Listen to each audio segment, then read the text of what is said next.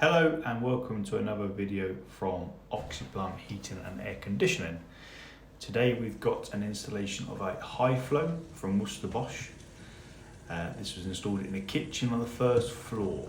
So to show you the display, just turned it on after filling up and it's doing its siphon filling mode, which is perfectly normal with the inverted T's. Up we go through the flue. This goes up into the level above, which we'll show you in a minute.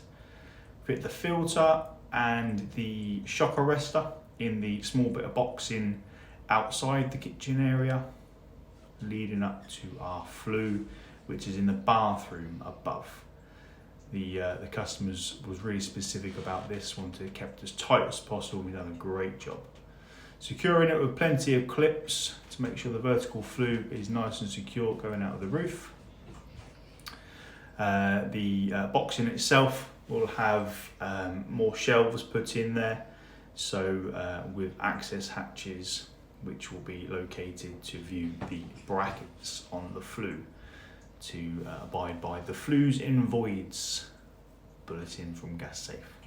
That shelf will be removed at the bottom for access.